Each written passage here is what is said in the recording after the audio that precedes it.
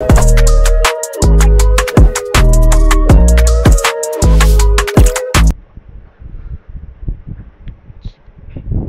मित्रांनो, तर आज आपण कंपोनंट्स इन रिॲक्ट आणि इम्पोर्ट आणि एक्सपोर्ट या दोन टॉपिक्सवरती आज आपण डिस्कस करणार आहोत.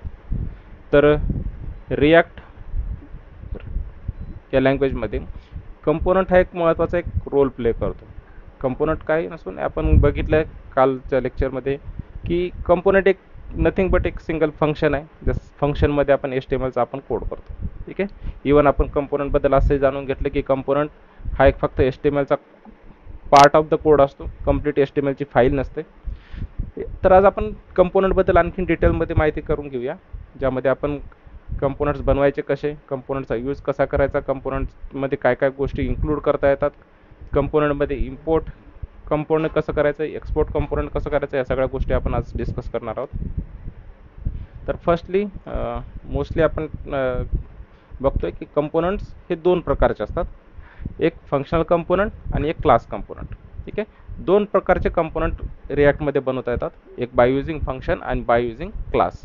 तर मोस्टली क्लास जो आहे तो ES6मध्ये ES6चा जो क्लास आहे जावास्क्रिप्टमध्ये, तर त्या पद्धतीचा सिंटॅक्स वापरून आपण क्लास बेस कंपोनंट तयार करू शकतो.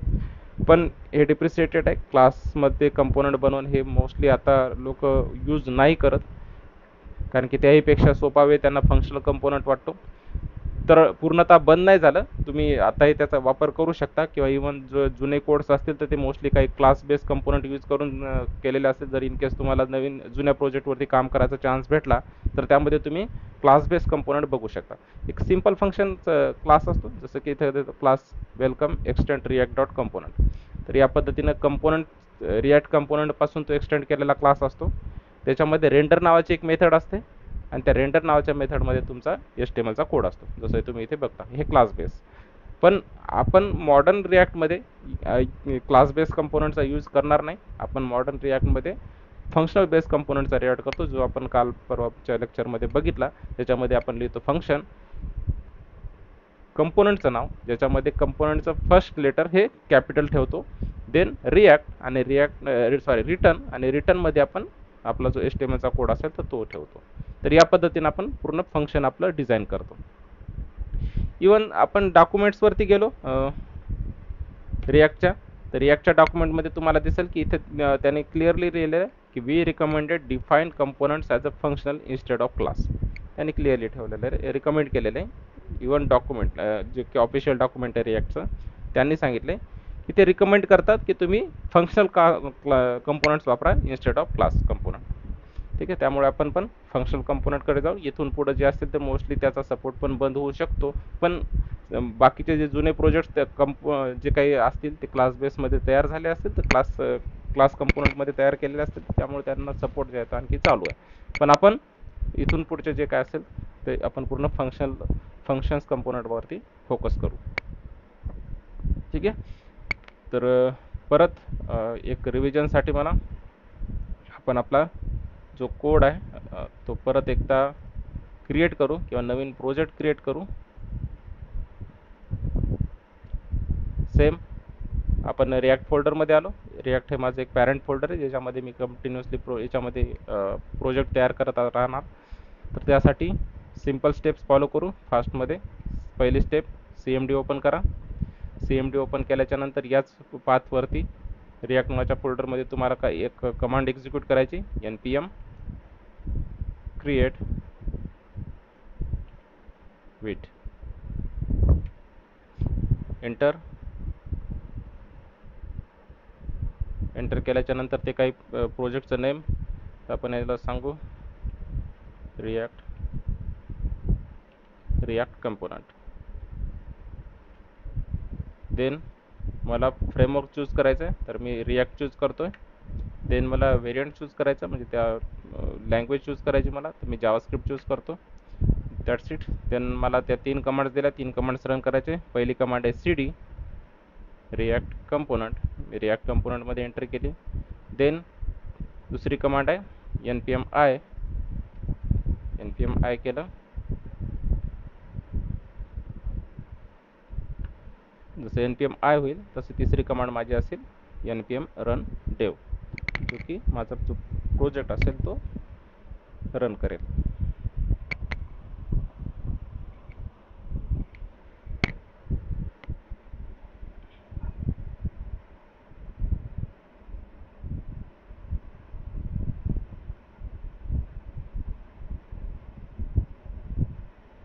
ठीक आहे, हा झाला. Installation completed. याच्यामध्ये आपल्याला काही अडचण नाही आलेली. तर आपल्याला आणखी काय करायचं, याच्यामध्ये तिसरी command npm run then dev. तर ही तिसरी कमांड एंटर करा. हे तुमचं या लोकेशनवरती तुम्हाला पूर्ण भेटून जाईल. लोकलहोस्ट 5173. कंट्रोल दाबून याच्यावरती क्लिक करा. डायरेक्टली ब्राउझरमध्ये ही लिंक ओपन होऊन जाईल.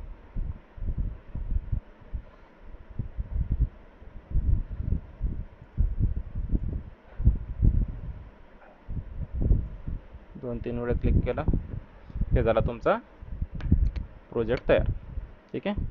नंतर फोल्डरमध्ये जाऊन आपण काय करू, हा जसा रिॲक्ट कंपोनंट नावाचा माझा फोल्डर आहे, प्रोजेक्ट तयार झाला. त्याच्यामध्ये हे पूर्ण सगळ्या फाईल्स वगैरे असतील.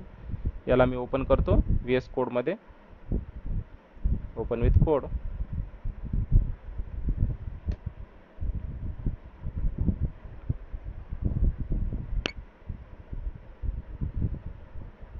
वेलकम स्क्रीनला क्लोज करतो. देन src अँड app.jsx याच्यामध्ये मी येतोय.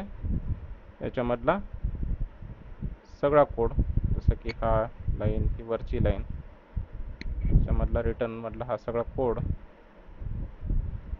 मी काढून टाकतो आणि दॅट्स इट. एकदम नीट अँड क्लीन आपण याच्यामध्ये कोड ठेवून देऊ.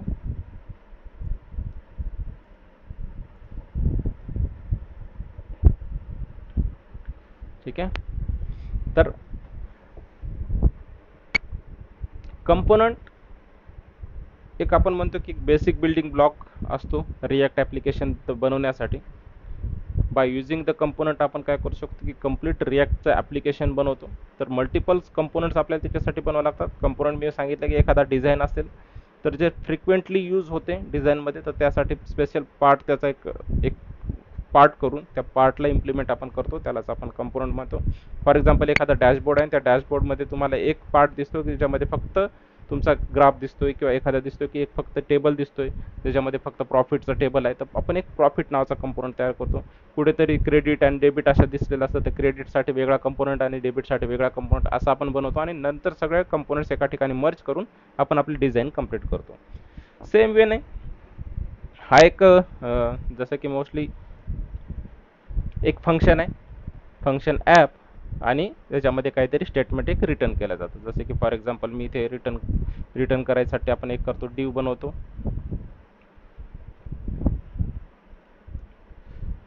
ठीक आहे, डिव, आणि या डिवच्या आतमध्ये आपण आपला कोड करणार. ठीक आहे, जसे की इथे मी टाकलं हॅलो कोडलँग्स.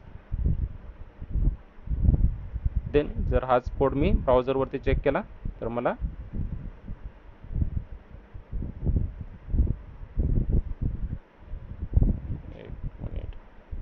मला असा हॅलो कोडलँग्स या पद्धतीने दिसेल. ठीक आहे, मी ब्राउझरवरती चेक केल्यामुळे. आता होतंय काय की आपण बनवतोय काय, कंपोनंट्स. आणि कंपोनंट्स म्हणजे काय, तर सिंपल फंक्शन्स. आणि फंक्शन्समध्ये नेहमी एक रिटर्न स्टेटमेंट असतात. हे रिटर्न काय करते की जिथे तुम्ही कॉल करताय, बेस्ट कॉल कुठे होते, तर आपण काल बघितलं की जिथे तुम्ही आपण main.js मध्ये जाता तिथे ॲप नावाचं कंपोनंट इथे कॉल केले, त्यामुळे ते डायरेक्टली त्याला रिटर्न करत होतो. तर हा झाला एक ॲप नावाचा कंपोनंट, जो की आपण फक्त त्याच्यामध्ये हॅलो कोडलँग्स नावाचं H1 घेऊन त्याच्यामध्ये आपण प्रिंट केलेला आहे. असे कंपोनंट्स आपल्याला इथे आणखी बनवता येतात का, तर यस, आपल्याला असे कंपोनंट्स आणखी बनवता आहेत. जसं एक ॲप झालं, मी काय करतो की मला एक जसं की मी डॅशबोर्ड तयार करायचा, तर मोस्टली डॅशबोर्डवरती आपण काय दाखवतो, आपण काही एखादा सपोज की एखाद्या शॉपचा आपण जर डॅशबोर्ड बघायचा, तर तिथं असतो काय की टुडेचा सेल, ठीक आहे, दिस मंथ सेल, त्याच्यानंतर असते टुडे प्रॉफिट, दिस मंथ प्रॉफिट, इयरली प्रॉफिट, त्यानंतर लॉसेस असतात, परचेस किती केले, परचेसचं एक कॉम्पोनंट असतं. तर या पद्धतीचं डॅशबोर्ड असतं, त्याचं एक कॉम्बिनेशन्स असतं. तर मोस्टली डिझाईन त्यासाठी खूप लागेल, पण आपण मल्टिपल कंपोनंटचं कॉम्बिनेशन कशा पद्धतीने करू शकतो ते तर ॲटलिस्ट आपण इथे आज बघू. तर कंपोनंट क्रिएट करण्यासाठी सिंपल तुम्हाला फंक्शन क्रिएट करता येणं गरजेचं आहे. जावास्क्रिप्टमध्ये फंक्शन बनवता येणं गरजेचं आहे. जावास्क्रिप्टमध्ये फंक्शन बनवणं हे खूप सोपं आहे. फर्स्टली फंक्शन तयार करण्यासाठी फंक्शन कीवर्डचा यूज करा. फंक्शन, ठीक आहे. देन फंक्शनचं नाव, जसं की मी इथे टाकतो की सेल्स, किंवा आपण म्हणू today's sale, today's sale. Then open close parenthesis आणि ओपन क्लोज ब्रॅकेट. ठीक आहे, हा झाला तुमचा एक कंपोनंट. दुसरा कंपोनंट जसं मी बनवतो फंक्शन, त्यानंतर म्हणू आपण profit, open close parenthesis open close bracket. हा झाला तिसरा कंपोनंट. आणखी एक बनवू शकतो आपण कंपोनंट फंक्शन परचेस, हा झाला तुमचा परचेसचा कंपोनंट. देन आपण म्हणू की फंक्शन कस्टमर्स, हा झाला कस्टमरचा कंपोनंट. ठीक आहे, तर हे सिंपल फंक्शन्स तयार करणं म्हणजे तुम्ही कंपोनंट तयार करू शकता. अँग्युलरमध्ये जसे की कमांड्स असते, एन जे जनरेट कंपोनंट आणि कंपोनंटचं नाव, तर त्या पद्धतीचं तुम्हाला इथे करायची गरज नाही. इथे तुम्हाला टर्मिनलचा जास्तीत जास्त वापर करण्याची गरज पडत नाही. इथे तुम्हाला फक्त कोर जावास्क्रिप्ट जर तुम्हाला येत असेल चांगल्या पद्धतीने, तुम्ही किती चांगले किचकट कोड, किती अवघड कोड एकदम सोप्या आणि सुटसुटीत फॉर्मॅटमध्ये तुम्ही लिहू शकता. तर तुम्हाला फक्त बेसिक जावास्क्रिप्ट येणे गरजेचं आहे, ज्याचा यूज करून आपण रिॲक्टचं ॲप्लिकेशन बिल्ड करू शकतो, आणि ते पण फास्टर वेने. ठीक आहे, तर मोस्टली अननेसेसरी कोड, जसं की अँग्युलरमध्ये अननेसेसरी कोड एक तर जसं की spec.ts फाईल तयार होतं, कधी कधी CSSची फाईल अननेसेसरी तयार होतं, HTMLची फाईल अननेसेसरी तयार होतं, टाईपस्क्रिप्टचा कोड आपल्याला भेटतो बाय डिफॉल्टली. तर हे अशा एवढ्या फाईल्स तयार करण्याची गरज नाही पडत. त्याला फोल्डर तयार करावं, फोल्डर तयार होतं आणि त्या फोल्डरमध्ये सगळा कोड येतो. तर या पद्धतीचा अननेसेसरी कोड्स इथे तयार करायची गरज नाही पडत. तुम्हाला जेवढा कोड लागतो तेवढा तुम्ही कोड लिहा आणि तो कोड डायरेक्टली यूज करा. तर या पद्धतीने आपण बनवू शकतो. हा झाला तुमचा एक कोड कंपोनंट तयार करण्याचा एक पद्धत. ठीक आहे, आता फक्त डायरेक्टली मी टुडेज सेल हा एक जर कंपोनंट मला वापरायचा झाला तर डायरेक्टली आपण इथे वापरू शकतो. जसं की मी H1च्या ठिकाणी मी काय करतो, टुडेज सेल नावाचा एक कंपोनंट मी बनवून टाकला. ठीक आहे, नंतर प्रॉफिट पण बनवता येतील. प्रॉफिट नावाचा पण कंपोनंट, सेम असे कंपोनंट मी काय करू शकतो, सगळे इथे घेऊ शकतो.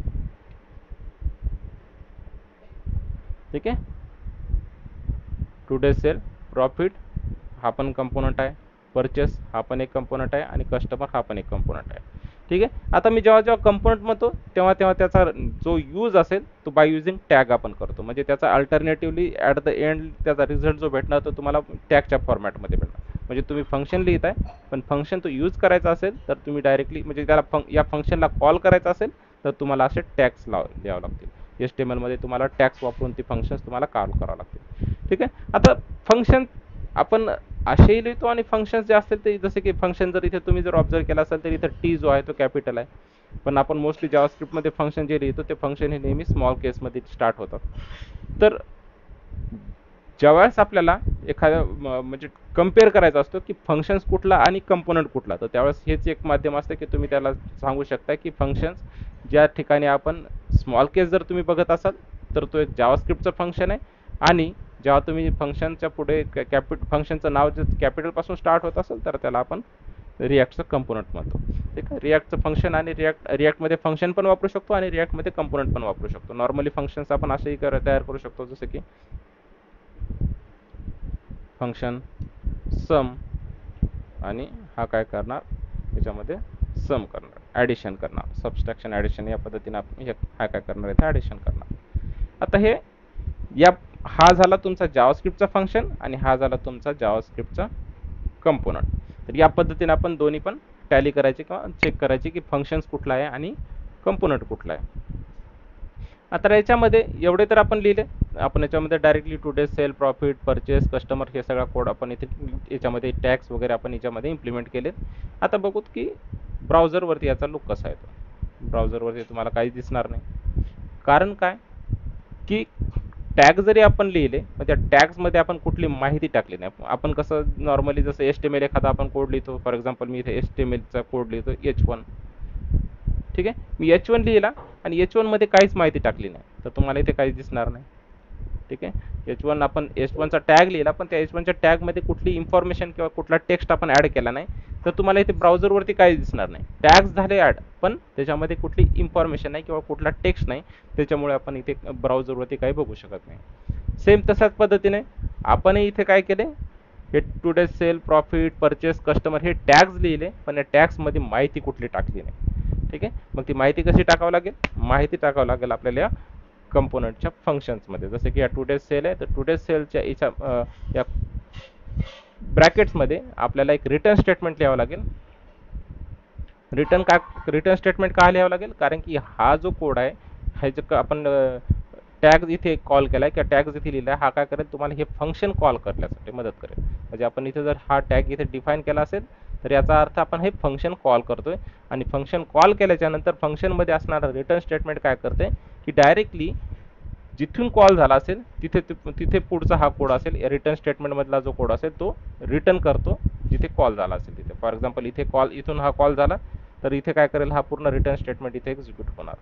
तर सेम रिटर्नसाठी आपण इथे टाकणार, वाटलंच तर आपण याच्यामध्ये H1 घेऊ, सॉरी H1 टॅग याच्यामध्ये लिहिणार टुडेज सेल इज. आता याला आपण काय करू, कोडमध्ये टाकू काहीतरी, हा एवढा रुपीज असेल, रुपीज एवढा एवढा, दॅट्स इट. इथे बघू टुडेज सेल इज, हा जी काही अमाऊंट असेल ती अमाऊंट इथे आली. हा झाला एक टॅग. आता हा फक्त टुडेज सेलचा कोड आपण आपण इथे कोड लिहिला त्याच्यामुळे आपल्याला इथे तो दिसतोय, पण बाकी प्रॉफिटमध्ये आपण काही लिहिलेलं नाही त्याच्यामुळे इथे तो दिसणार नाही. सेम काय करावं लागेल, प्रॉफिटमध्ये पण आपला रिटर्न, देन प्रॉफिट इज, हा प्रॉफिट असेल इथे लाईन येणार. सेम कोड इथे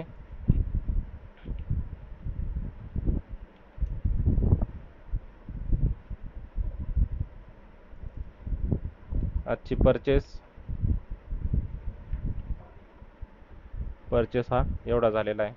ठीक आहे. देन कस्टमर रिटर्न एक UL मध्ये लिस्ट बनवू आपण, जसं की ABC नावाचा एक कस्टमर, नंतर XYZ नावाचा एक कस्टमर, हे कस्टमरची आपण एक लिस्ट बनवतोय. ठीक आहे. ही जशी तुम्हाला इथे लिस्ट भेटत जाईल, ही झाली कस्टमर लिस्ट. वाटलं त्याला आपण इथे कस्टमरची लिस्ट म्हणून आपण नाव टाकू शकतो, कस्टमर लिस्ट.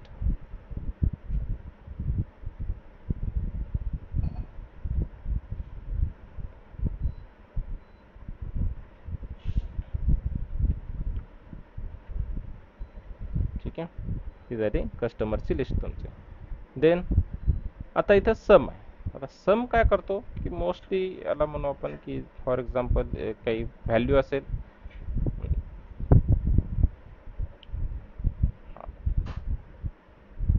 सम इज अशा पद्धतीने आहे. ठीक आहे. आता आपण काय केलं की एक कंपोनंट, कस्टमर हा एक कंपोनंट आहे आणि सम हा काय एक जावास्क्रिप्टचा एक सिंपल फंक्शन आहे. आपण काय करू की सेम जसं कंपोनंट वापरलं तसं सम पण वापरून बघू काय होते, त्याचा यूज करून बघू. डायरेक्टली इथे आपण काय करू, सम आणि याला क्लोज करू. ठीक आहे. तो स्मॉलमध्ये आहे म्हणून याच्यामध्ये आपण स्मॉल दिला, पण आता थोडासा याच्यात कलर तुम्हाला दिसतोय, कलरमध्ये तुम्हाला लक्षात येते की हा एक कंपोनंट नाही, कंपोनंट हा मोस्टली तुम्हाला ग्रीन कलरमध्ये दाखवते आणि हे नॉर्मल फंक्शन आहे तर तो तुम्हाला स्मॉलमध्ये दाखवते. तर इथं तुम्ही बघितलं तर याचा कुठलाही आउटपुट इथं नाही आहे समसाठी. काम करू, याला आपण कॅपिटल करून बघू. कॅपिटल केल्याच्या नंतर हा ग्रीन तर झालाय, चेक करू तर आता पूर्णच्या पूर्ण तुमचा आउटपुट इथून गायब आहे. कन्सोलमध्ये चेक करू की काय अडचण आली. कन्सोलमध्ये आपण बघतोय तर हा इथं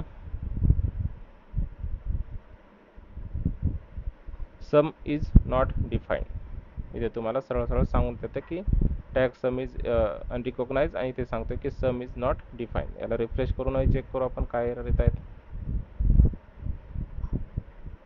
तर हा तुम्हाला सांगतोय सम इज नॉट डिफाईन. ठीक आहे, बाकीचे एरर कुठले नाही, एकच एरर आहे तो म्हणजे सम नॉट डिफाईन. म्हणजे कॅपिटलमध्ये जो सम लिहिला आहे तो डिफाईन आहे. याच्यावरती माऊस नेला तरी तुम्हाला सांगतो could not find the name sum due to means sum small सम.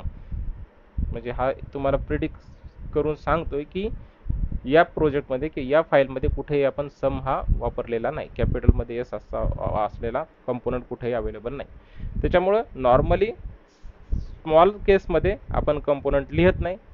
ठीक आहे, आणि जर स्मॉल केसमध्ये लिहिला असेल तर त्याला जावास्क्रिप्टचं फंक्शन म्हणून ट्रीट केलं जातं रिॲक्टमध्ये.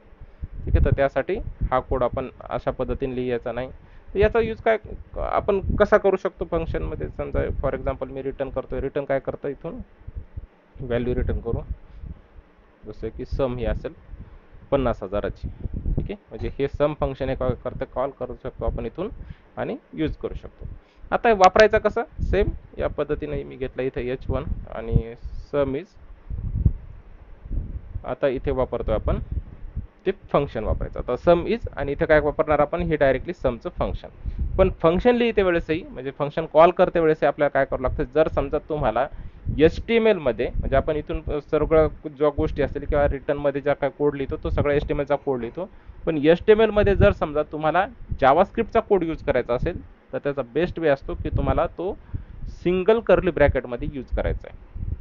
जर तुम्हाला HTML मध्ये रिॲक्टमध्ये आपण बोलतोय की रिॲक्टमध्ये HTMLच्या कोडमध्ये तुम्हाला जावास्क्रिप्टच्या व्हॅल्यूज वापरायच्या असतील, जावास्क्रिप्टचे फंक्शन कॉल करायचे असतील तर सिंगल कर्ली ब्रॅकेटमध्ये तुम्हाला तो कोड करता येतो. जावास्क्रिप्टचा कोड जर करायचा असेल तर सिंगल कर्ली ब्रॅकेटमध्ये आपण तो करू शकतो. मग काय काय करू शकतो इथं बघू आपण, समचा हा रिस्पॉन्स येतो का, तर यस सम इज 50,000. ठीक आहे, हा येतोय, समचा कोड एक्झिक्यूट होते. आणखी काय काय करू शकतो मग याच्यामध्ये आपण, समजा for example me paragraph tag घेतो आणि याच्यामध्ये आपण काय करू की जसं याला सांगू की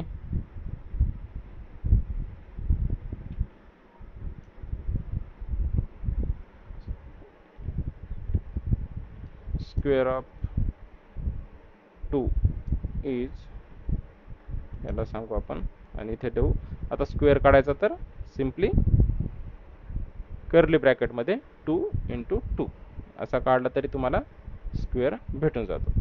काय होईल जर समजा मी इथून हा काढला, कर्ली ब्रॅकेट मी हे काढले, तर काय होईल, हे तुम्हाला नॉर्मली जसं स्ट्रिंग यूज होतं सेम तशा पद्धतीचं किंवा एखादा तो टेक्स्ट आहे असं कन्सिडर करून तो तिथं इम्प्लिमेंट केला जातो. ठीक आहे, नॉर्मली टेक्स्ट सिम्पल टेक्स्ट असतो, तो सिम्पल टेक्स्ट सारखा तुम्हाला तो प्रिंट होणार, याचं एक्झिक्युशन होणार नाही. जर तुम्हाला याला एक्झिक्यूट करायचं असेल कोडला तर तुम्हाला हा कर्ली ब्रॅकेटमध्ये ॲड करावा लागेल. कर्ली ब्रॅकेटमध्ये ॲड केला की तरच ते तुमचा जावास्क्रिप्टचा कोड एक्झिक्यूट होणार, नाही तर तुम्हाला 4 येणार. तर ह्या पद्धतीचे कॅल्क्युलेशन्स आपण करू शकतो. आता असे कॅल्क्युलेशन्स मल्टिपल पद्धतीने आपण फंक्शनला व्हॅल्यूज पास करू शकतो. ह्या सगळ्या गोष्टी आपण करणार आहेत स्टेप बाय स्टेप. पण आज आपण ट्राय चेक करतोय की कंपोनंट काय असतं, कंपोनंट बनवायचे कसे आणि कंपोनंटचा यूज कसा करायचा.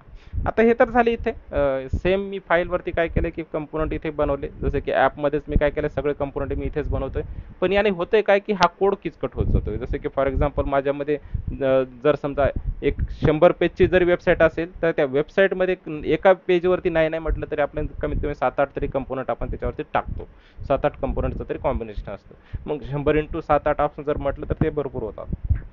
तर एवढे जर कंपोनंट आपण एकाच फाईलवरती जर बनवत बसलो तर ते खूप एक तर लेंथी होत जातं, कोड किचकट होतं, रिडेबल होत नाही, कुठला कंपोनंट कुठे लिहिलेला आहे तो चेक करता येत नाही. तर यासाठी काय असतं की त्या सुटसुटीतपणा आणावा किंवा त्या तुमचं ज्यावेळेस तुम्ही कोड लिहिता त्यावेळेस कोड लिहिण्याच्या तुमची स्टाईल जी असते तर ती स्टाईल ही तुम्हाला दाखवते की दुसऱ्या डेव्हलपरला सांगते की या डेव्हलपरची लेवल ऑफ प्रोफेशन्सी किती, तो किती एक्सपर्ट आहे, की तो किती प्रोफेशनल आहे या कोडमध्ये. तर हे ते बाय डुईंग द प्रॅक्टिसेस तुम्ही त्यावेळेस प्रॅक्टिस करता, तुम्ही ते कोड वापरता आणि नेहमी नेहमी त्याच्यामध्ये इम्प्रूव्हमेंट करतात, त्यावेळेस तो कुठे ती प्रोफेशन्सी येते. तर कधी पण ज्यावेळेस आपण एखादा कोड लिहितो नेहमी ट्राय करायचा असतो की आपण तो कोड कुठेतरी वापरावा आणि अशा पद्धतीने वापरावा जेणेकरून दुसरा एखादा डेव्हलपर आला त्याने ती फक्त फाईल जरी बघितली तरी त्याला लक्षात यावे की या फाईलमध्ये काय कोड असावा. असा कोड आपण लिहायचा असतो, किंवा असे फाईल स्ट्रक्चर किंवा फोल्डरचं स्ट्रक्चर हे आपला अशा पद्धतीने असावं. ठीक आहे. मग जनरली अप्रोच काय करू शकतो आपण, की फॉर एक्झाम्पल मला हा SRC फोल्डर आहे, SRC फोल्डरमध्ये काय करू, एक कंपोनंट नावाचा फोल्डर तयार करू, कंपोनंट्स. ठीक आहे. या कंपोनंट्समध्ये आपण काय करू, आता हा कोड करायचा. फॉर एक्झाम्पल मी सेलसाठी कंपोनंट तयार करतो. ठीक आहे. आता कंपोनंट बनवायचे कसे, तर सिंपल आहे. जसं की एक माझं फोल्डर आहे, हे तर कंपोनंट झालेच. हे या पद्धतीने कंपोनंट बनवू शकतो. पण हे सेम फाईलमध्ये आपण कंपोनंट बनवले app.jsx वरती. मला याच्या बाहेर कंपोनंट बनवायचे app.jsxच्या बाहेर. मग काय करावं लागेल, मी एक फोल्डर तयार केलं SRC मध्ये, त्याला नाव दिलं कंपोनंट्स. तुम्ही काही नाव देऊ शकता तुमच्या पद्धतीनं, नाही नाव दिलं तरी चालतं, डायरेक्टली तुम्ही इथेच फाईल लिहिले तरी चालते. पण मला आता कंपोनंट्समध्ये माझे कंपोनंट्स बनवायचे. मग काय करणार, मी या कंपोनंट्सवरती जाणार, याच्यामध्ये नवीन फाईल बनवणार. याच्यामध्ये मी सांगणार की sales.jsx. ठीक आहे. इंटरव्ह्यूमध्ये विचारला जातो की व्हॉट इज JSX. ठीक आहे. तर JSX एक काय एक तुम्ही जे आपण म्हणतो की सिंटॅक्टिकल एक्सटेन्शन आपण असं याच्यामध्ये म्हणतात. कोणी कोणी त्याला जावास्क्रिप्ट XML असा पण त्याला कोणी कोणी उच्चार करतं, पण एक्झॅक्टली त्याचे डेफिनेशन्स असे नाही की JSXचा फुल फॉर्म काय. ठीक आहे. मोस्टली युजर जसे विचार करतील त्या पद्धतीने आपण त्याला म्हणू शकतो. याचं नाही, दोन्ही पण ते बरोबरच आहे. जावास्क्रिप्टचं सिंटॅक्टिकल एक्सटेन्शन्स पण आपण म्हणू शकतो की जावास्क्रिप्टचा कोड HTML मध्ये लिहिण्यासाठी, किंवा जावास्क्रिप्टमध्ये HTML लिहिण्यासाठी आपण जो कोड यूज करतो त्याला पण आपण जसं XML म्हणतो, जावास्क्रिप्ट प्लस XML या दोन्हीचं कॉम्बिनेशन्स आपण याला म्हणू शकतो. हे तुमच्यावरती, तुम्हाला कसा यूज करायचा. सेम sales.jsx हे एक्सटेन्शन असतात. तुम्ही रिॲक्टचं ज्यावेळेस जे काय कंपोनंट तुम्ही क्रिएट करणार त्यावेळेस .jsx एक्सटेन्शन देणं हे कंपल्सरी असतं. जर तुम्ही लँग्वेज जर ही टाईपस्क्रिप्ट यूज केली असती तर तुम्हाला तिथं TSX आला असता, TSX. तर या पद्धतीने आहे. तुम्ही जावास्क्रिप्ट वापरताय म्हणून इथं JSX आला. जर तुम्ही टाईपस्क्रिप्ट वापरला असतं तर इन्स्टेड ऑफ JS तुम्हाला तिथं TS आला असता. तर डिपेंड करतं की तुम्ही कोणतं फ्रेमवर्क वापरता.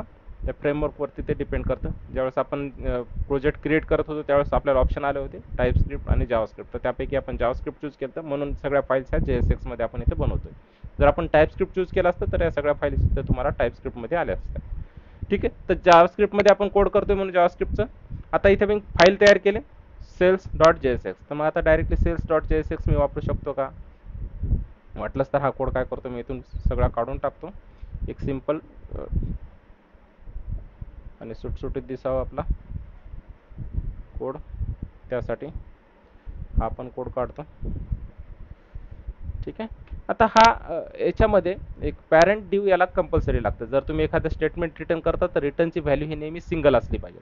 मग या सिंगल डिवमध्ये तुम्ही कितीही डिव लिहू शकता, पण रिटर्न करते वेळेस ॲज अ सिंगल व्हॅल्यू म्हणून हे ट्रीट होणार, किंवा एक सिंगल डिव म्हणून तिथे जाणार. एक सिंगल डिव आपण पास करतो. मग डिवमध्ये आपण आपले कंपोनंट्स लिहू शकतो. त्याला फ्रॅगमेंट पण म्हणतात. ज्यावेळेस आपण याला एम्प्टी करतो तर त्याला फ्रॅगमेंट म्हणतात. इथे डायरेक्टली फ्रॅगमेंट म्हणून एक आपण डायरेक्टली असा कंपोनंट टाईप आपण त्याला आपण टॅग म्हणतो. त्या एम्प्टी टॅगला फ्रॅगमेंट म्हणतात. ठीक आहे. हा जो एम्प्टी टॅग असतो तर याला फ्रॅगमेंट म्हणतात. जावास्क्रिप्टच्या रिॲक्टच्या इंटरव्ह्यूमध्ये तुम्हाला विचारू शकतात की एम्प्टी टॅग जो असतो त्या एम्प्टी टॅगला काय म्हणतात, तर त्याला फ्रॅगमेंट म्हणतात.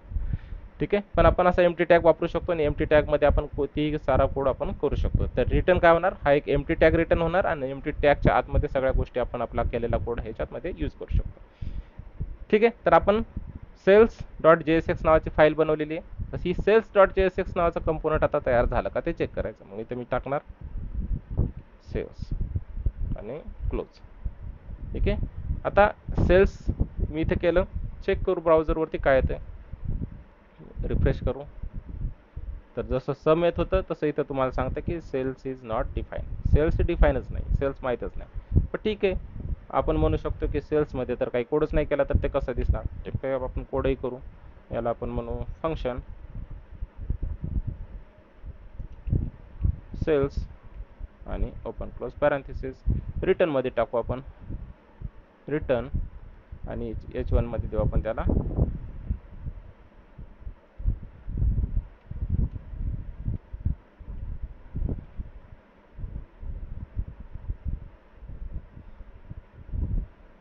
या पद्धतीने. This is a sales component. This is sales component. ठीक आहे, या पद्धतीने आपण याला डिफाईन पण करू. त्याच्यामध्ये आपण रिटर्न करतोय एक H1. ठीक आहे, हा सेल्स कंपोनंट रिटर्न करतोय एक H1. आता चेक करू, दिसेल का?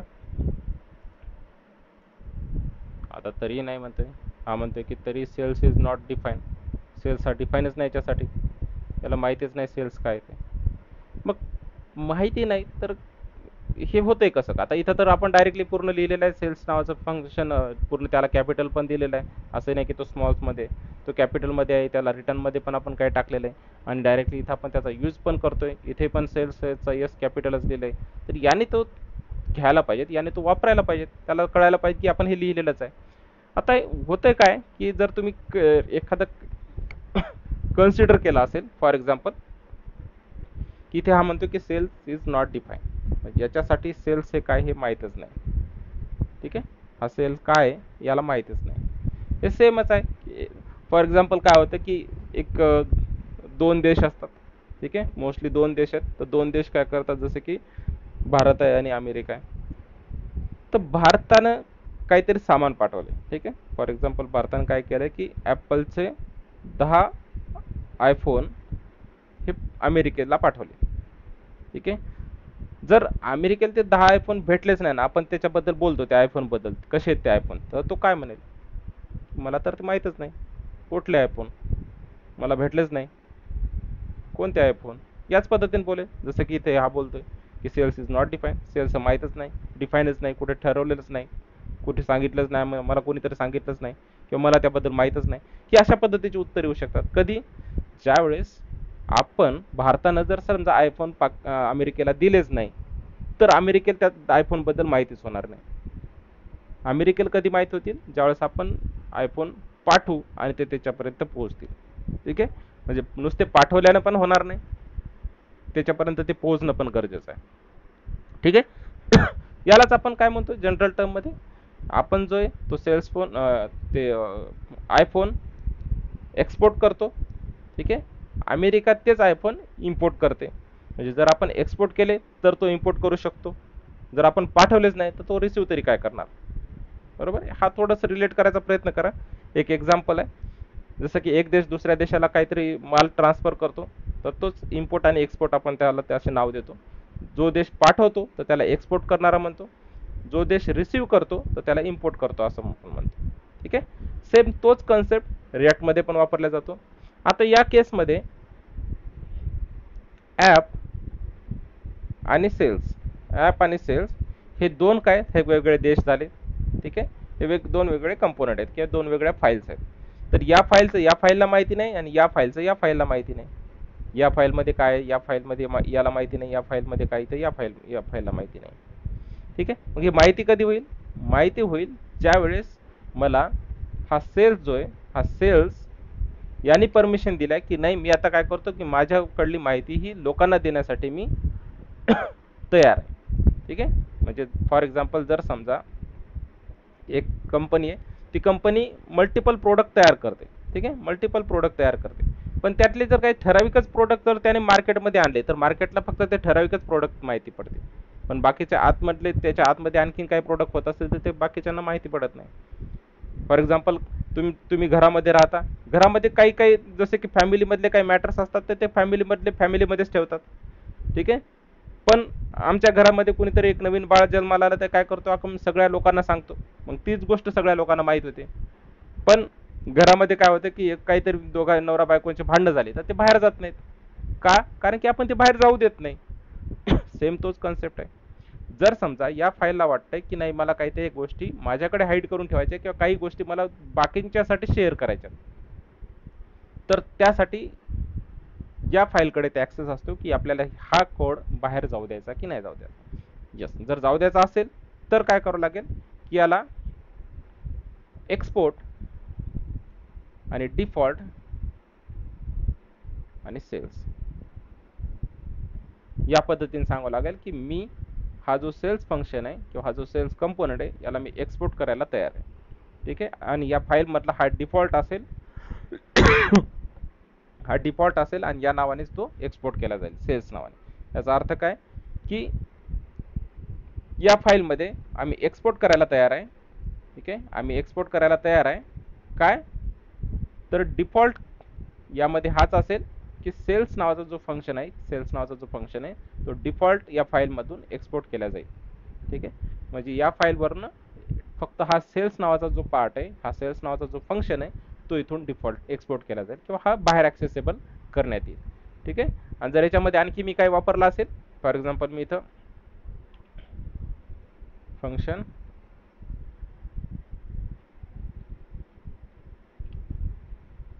काही ब्लॅकमध्ये मी सेल केलेला असेल.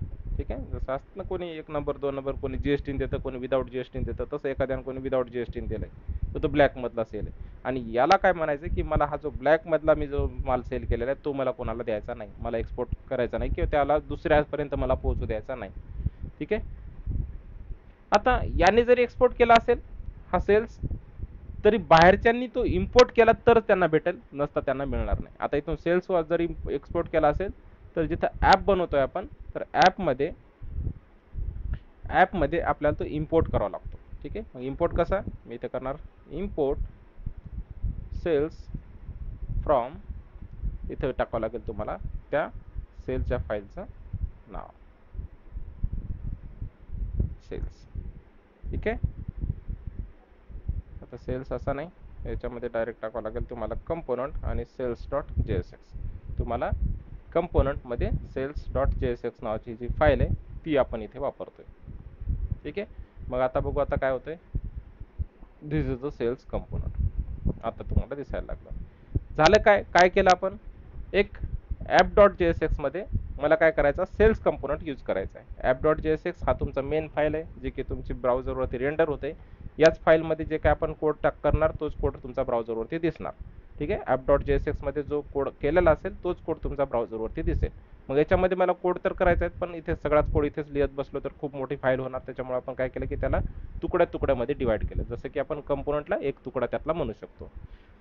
मग सेल्स नावाचा एक तुकडाच आहे, एक कंपोनंट आहे. ठीक आहे, त्याच्यामध्ये सेल्स रिलेटेड काही आपण कोड केलेले, काही डिझाईन वगैरे आपण तयार केलेले आहे. तर तो सेल्स रिलेटेड डिझाईन ही सेल्स नावाच्या कंपोनंटमध्ये आहे. मग ती घ्यायची कशी, जर आपण सेल्स नावाचा कंपोनंट बघितला तर याच्यामध्ये सेल्स कंपोनंट तयार केलं आणि त्याच्यामध्ये आपण काहीतरी सेल्सचा कोड रिटर्न केलेला आहे. ठीक आहे, तर हा रेडी आहे. पण हा कोड जर मला बाहेर एक्सपोर्ट करायचा असेल तर मला इथे हे स्टेटमेंट लिहिणं गरजेचं आहे, एक्सपोर्ट डिफॉल्ट सेल्स. ठीक आहे, एक्सपोर्ट डिफॉल्ट सेल्स असा लिहिल्याच्या नंतर या फाईलमधून फक्त एकच कंपोनंट तुमचा एक्सपोर्ट केला जाईल. या फाईलमधून फक्त एकच कंपोनंट हे एक्सपोर्ट केला जाईल. त्यामुळेच आपल्याला एक्सपोर्ट डिफॉल्ट लिहिणं गरजेचं आहे. एक्सपोर्ट डिफॉल्ट आणि त्या कंपोनंटचं नाव cells.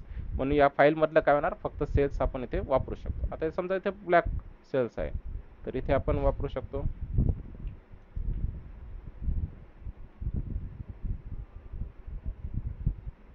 This is a black cell component. ठीक आहे, ब्लॅक सेल्स कंपोनंट. आता फॉर एक्झाम्पल मला इथेच वापरायचं, इथेच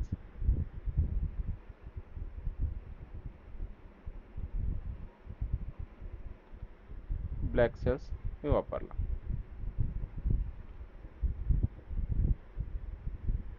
ठीक आहे, ब्लॅक सेल्स पण वापरला. आता इथे जर बघितलं, याला रिफ्रेश केलं तर हा परत तुम्हाला सांगेल की black sales is not define. तुम्ही म्हणणार मग इथे काय करू, कॉमा देऊन आपण इथे वापरू.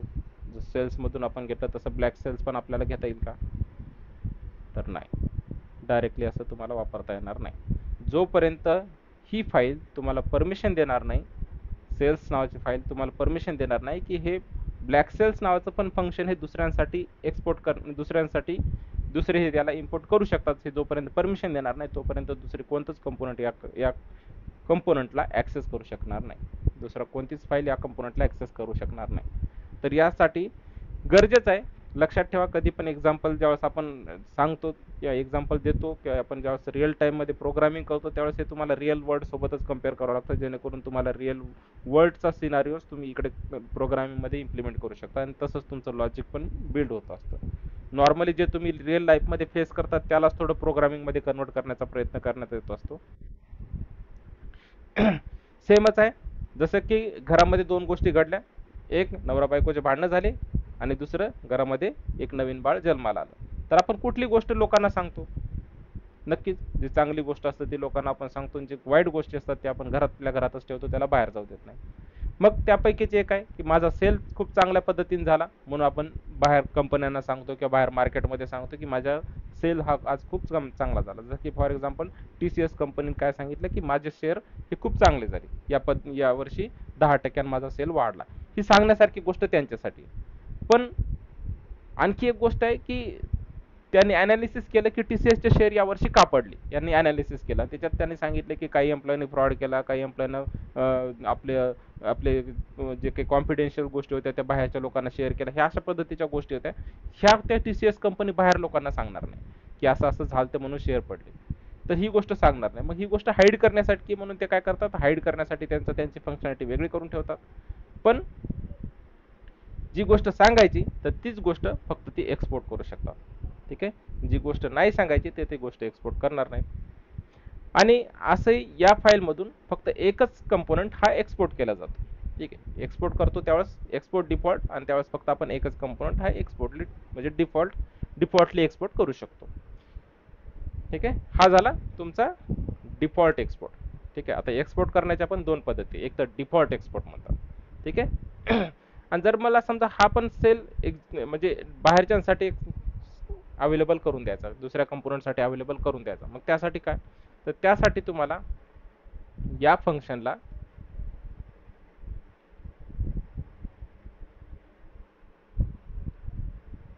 एक्सपोर्ट आणि फंक्शनचं नाव अशा पद्धतीनं तुम्हाला द्यावं लागेल. This is a sales component and this is a black cells component. ठीक आहे. जर समजा आपण याला परमिशन द्यायला एक्सपोर्टच्या, तेव्हाच कुठं तो एक्सपोर्ट होणार, नसता नाही. ठीक आहे. आता ज्यावेळेस या एक्सपोर्टमध्ये आणि या एक्सपोर्टमध्ये थोडा फरक आहे. आपण हा सेल्स नावाचा जो कंपोनंट एक्सपोर्ट केला तर तो या पद्धतीने केला, आणि हे ब्लॅक सेल्स नावाचा जो कंपोनंट एक्सपोर्ट केला तो या पद्धतीने केला. इथं फक्त एक्सपोर्ट कीवर्ड टाकला आणि तो एक्सपोर्ट झाला. आणि ज्यावेळेस कुणाला तो वापरायचा असेल, म्हणजे वापरतो कुठे आपण, हे app.jsx मध्ये आपण त्याला वापरलंय दोन्ही कंपोनंटला. इथं सेल्स आणि ब्लॅक सेल्स असे दोन्ही वापरलेत. पण हे वापरण्याच्या आधी आपल्याला काही स्टेटमेंट लिहिणं गरजेचं आहे, इम्पोर्ट स्टेटमेंट लिहिणं गरजेचं आहे, कारण की ते इम्पोर्ट करणं गरजेचं आहे तो सेल्स कंपोनंट. ठीक आहे. त्या सेल्स फाईलमधला कोड आपल्याला इम्पोर्ट करणं खूप गरजेचं आहे, तेव्हाच आपण तो वापरू शकतो. ठीक आहे. जसं की भारतानं 10 आयफोन तर पाठवले, पण ते भेटलेच नाही तर काय, आणि जर भेटले तर कोणते भेटले, 10 पैकी किती भेटले, का समुद्राच्या लाटामध्ये 2-3 कंटेनर होते, त्यातले ते 2-3 आयफोन तिकडे वाहून गेले आणि भेटले 7च. मग आपण बोलू शकतो फक्त 7च, मला 7 भेटले आणि 7 बद्दलच आपण बोलू शकतो. ठीक आहे. हे तसंच आहे. इम्पोर्ट काय करणार, मला फक्त आता 10 तर ठीक आहे, 10 आयफोन तर भेटले, पण 10 आयफोन पैकी मला एकाच आयफोनची गरज आहे, त्या एकाच आयफोनवरती मी काही फंक्शनॅलिटी करणार, तर तेवढेच फंक्शनॅलिटी आपण इथे इम्पोर्ट करू शकतो. 10 पैकी आपण जेवढे फंक्शन आपल्याला पाहिजे तेवढेच आपण इथे घेऊ शकतो. पण इथे जर तुम्ही बघितलं असेल तर इथे थोडासा याच्यामध्ये फरक आहे. जो सेल्स कंपोनंट आहे तो असा लिहिला, आणि जो ब्लॅक सेल्स कंपोनंट आहे तो कर्ली ब्रॅकेटमध्ये दिला. ठीक आहे.